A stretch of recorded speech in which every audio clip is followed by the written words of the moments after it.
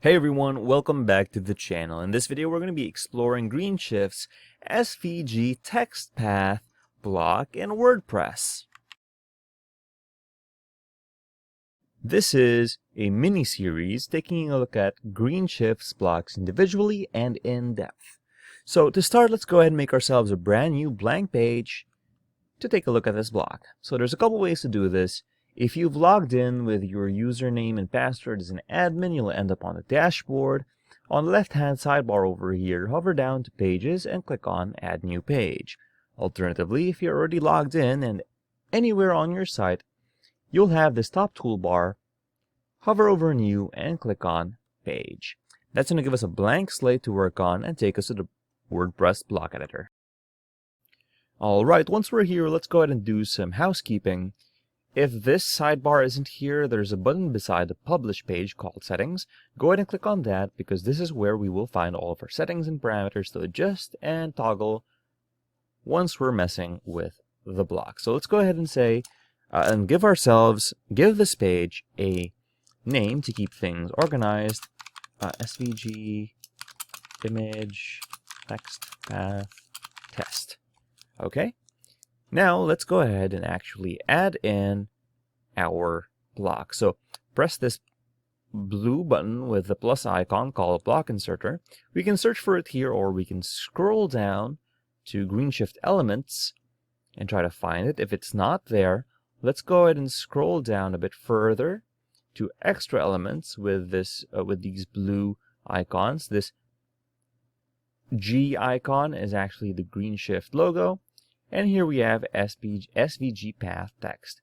So let's drag and drop that over here. Okay, let's click on X over here to give ourselves a bit more space. And let's take a look at what we have. So we have SVG text here, GreenShift page builder, and the shape is over here. So let's go ahead and change the shape and put in our custom text, such as this is custom text that we want to follow an SVG text path.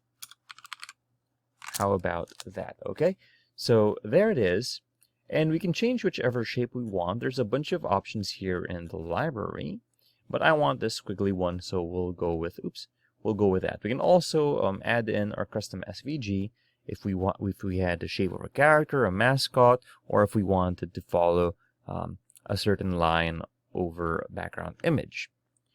Now let's go ahead and take a look at our other options here. We have start offset. Okay. Alright, this is following this better. We can change the length of the text. Right, okay.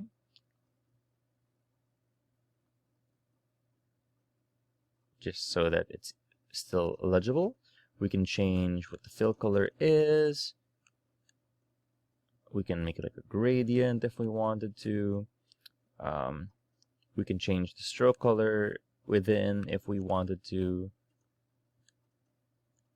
Okay, we can also change the width, the positioning, and the height of the whole thing. Right. We can also enable a draw animation. However, you need GreenShift Pro for that. We can change the actual typography for the text, so we can underline it. That shows it a bit more. We can change the spacing for the shape, for margins and padding, as well as the whole block itself. So it's a real easy block to use. We can add animations to it if we wanted to, and our usual hard position settings and ability to hide it in desktop, tablet, and mobile. So let's go ahead and publish this and take a look at it on our live site. Okay, with that done saving, let's go ahead and click on View Page.